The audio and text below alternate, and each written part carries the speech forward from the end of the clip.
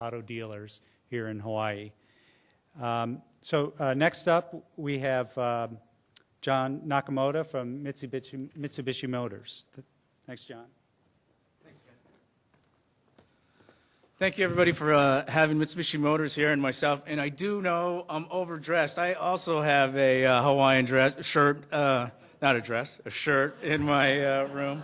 So I'll have to figure this out next time around here. So first what I want to do, and then let's see if I know how to do this thing here, is tell you a little bit about Mitsubishi. So I got a couple slides. Everybody knows the Mitsubishi Motors icon. It has that 3 triple diamond. Well, it means something. The first item is maintain principles of transparency and openness, conducting business with integrity and fairness. The second leaf, we'll call it, expand business based on all-encompassing a global perspective, so that's international commerce. And then the third one is why I'm here, strive to enrich society both materially, spiritually, while contributing toward the preservation of global environment. And so what that leads to with Mitsubishi is we have these goals by 2020, and that's on the vehicle side, reduce CO2 emissions by 50%, the IME being part of that. And then for our factories, of which we have several around the world, reduce CO2 emissions by 20%. So now moving to the IME, which I think everybody is interested about. And also, I brought the car here, so make sure you guys come out and take a look at it. And then I need to mention this, too, because everybody's mentioning all this high-tech stuff here. The car I have out there is from Japan, and it had a really nice navigation unit in it, but it didn't pick up any of the U.S. stereo stations, so I yanked it out and put in another radio. It doesn't look that great, but it sounds good. So other than that, everything's up to date, but I had to put in a U.S. radio inside there. So the first thing is EVs are the most environmentally friendly image, and I'll say for a corporate or businesses. What we found is, and this is probably an eye chart here, is see the very top of the graph on your far left is electric vehicles. And then it moves down to hybrid, fuel cell. We heard GM has several of these. But you could say you get the most bang for your buck being inside the EV business. And then as far as demographics, 60% answered they are interested in EVs. So that darker orange, then pink, those are individuals that say they are interested in purchasing an electric vehicle.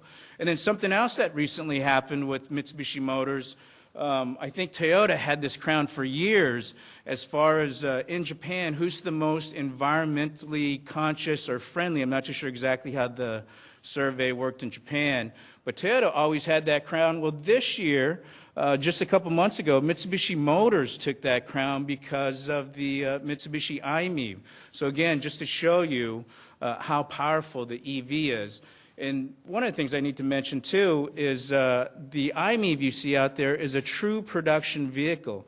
I think Mitsubishi Motors, being a very conservative company, has been very quiet, but we've actually been selling that publicly over a year ago.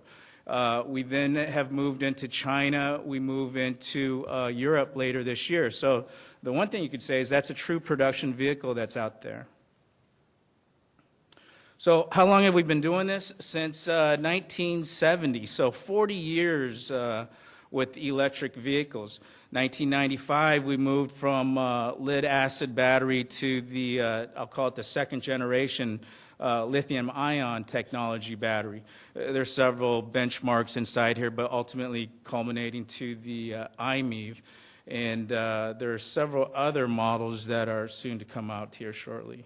Or I shouldn't say shortly, but after this.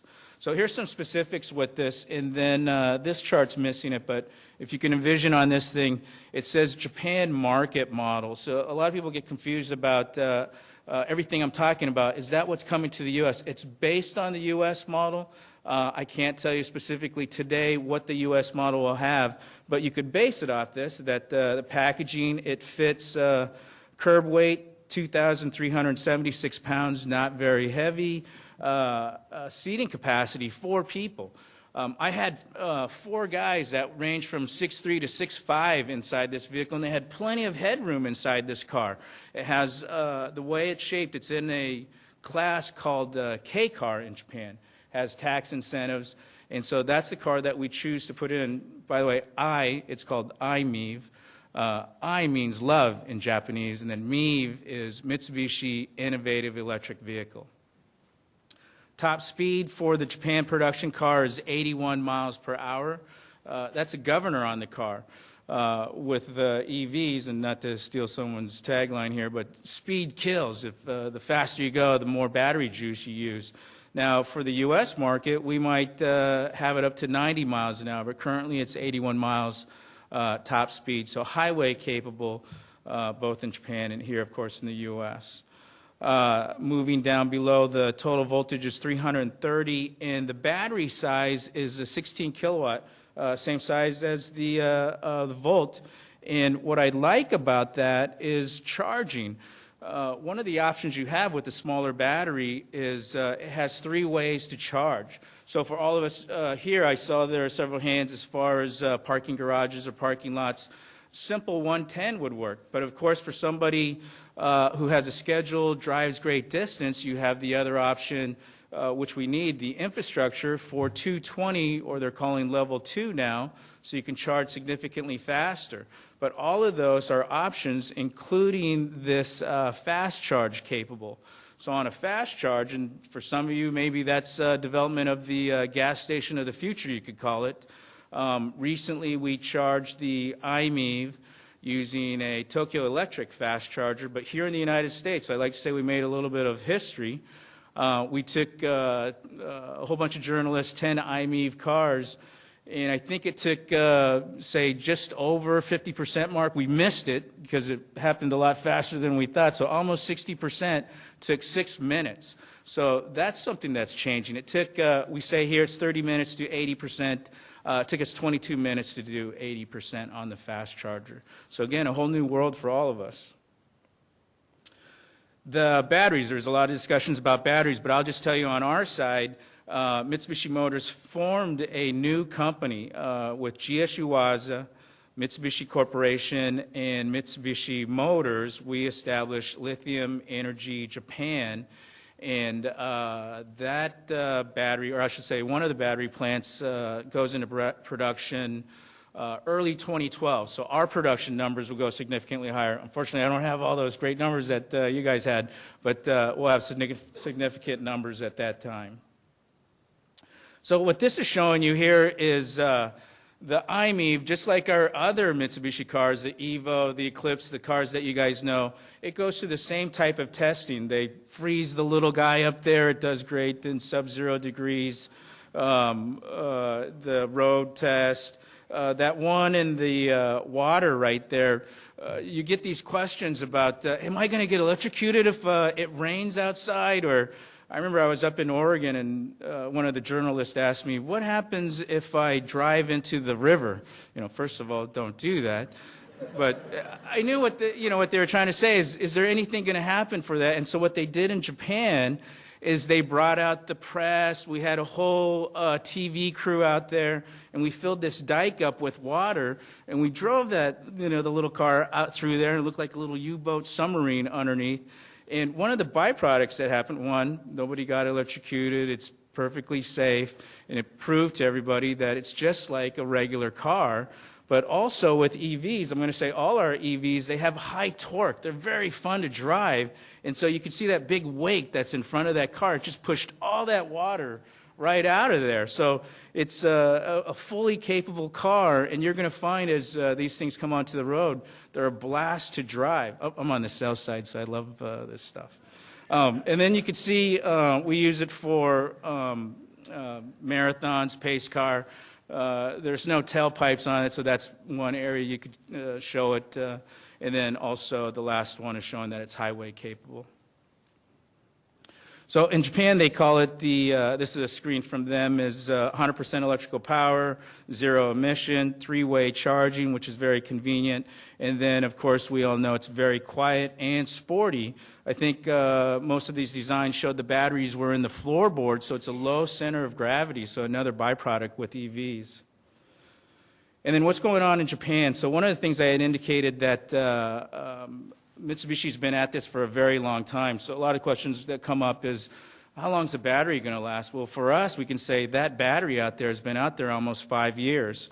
What we've been doing is, with all the utility companies close to 5 years ago, they've had these IMEs inside their fleet and driving them around. And then now we're coming here to, I should say, Europe comes at the end of this year. We go in production for Europe, October production. And then in the U.S., I'll save that for the last slide, but shortly thereafter. So what happened in Japan when we went on sale for public companies, we sold out immediately is what happened. And then I want to say for the fiscal year last year, we sold 1,400 units. And then now pre-orders for the general public has started already. I should say, I believe they've taken delivery already. So these cars, if you go to Tokyo, you'll see them all over the place, and they have different types of company logos on them.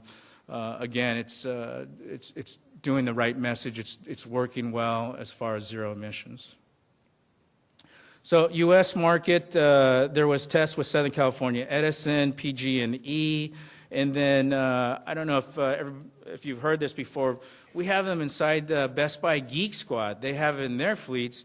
These aren't scientists or engineers driving around. These are the Geek Squad guys driving around, driving them off curbs, the whole deal, and it works fine. In fact, they say that it has more room, cargo space than, I don't know how much cargo space the Volkswagen Beetle had, but they said it works perfect for that. So these cars truly are workable. Or I should say not workable, but works in common practice. Again, convenience of being able to charge wherever you can.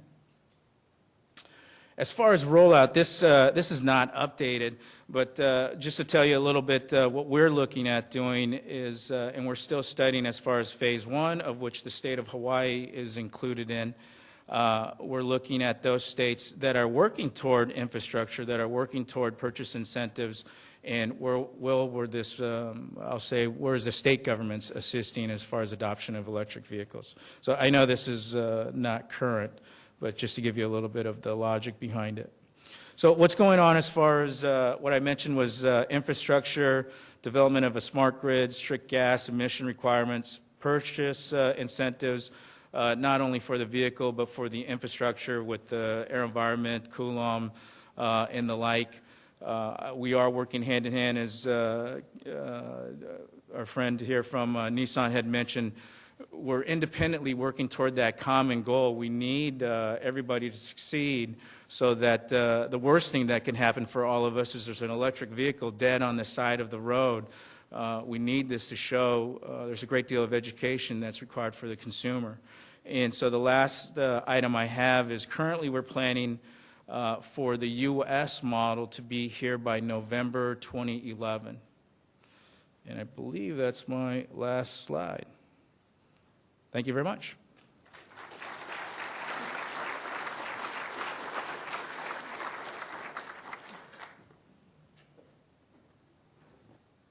Great, John. Thanks for all that great information.